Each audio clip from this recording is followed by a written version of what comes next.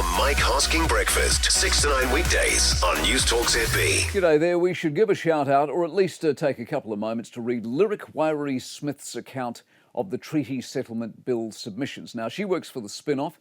She sat through, it seems, virtually all of the 80 hours of submissions and cast a series of observations in an article by way of a 50 Things I Learned list. Now, one of the things she learned, in fact it was number 37, was a lack of interest from the media. Now, you may recall at the start of this particular process, it was a mad, wall-to-wall, blow-by-blow account of what was one of the, you can insert your own word, the country's most contentious or outrageous or heinous acts of the modern age. Fast forward a few days, she was the only one left in the room along with Maori TV.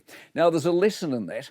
On one hand, you can mount, I suppose, an argument that the media is so trimmed down these days, resource for lengthy procedures is limited. You can also argue, and this is my argument as it turns out, the media are too magpie-ish and fascinate themselves with shiny things, lose interest too quickly, and as such enhance their reputations as fly-by-nighters interested in clicks, not knowledge. Cover it properly or don't cover it at all might be a good guiding idea.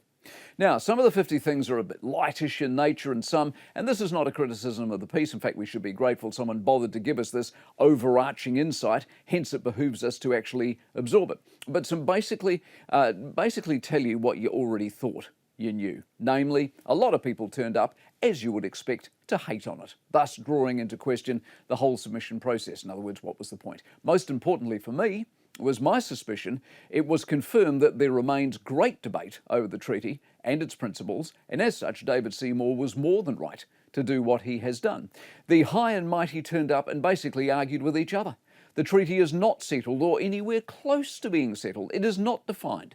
You can find scholars and lawyers and experts who will tell you one thing with full vim, full vigour and full eloquence, and then you can find another equally qualified person who will say exactly the opposite. Hence, we are where we are, and where we are, sadly, is at, for now, the end of the road, because the bill, as we all know, will be voted down, which is a shame, given, as Ms Smith's list surely shows, a definitive understanding is well and truly overdue. The Mike Hosking Breakfast, 6 to 9 weekdays on Newstalk ZB.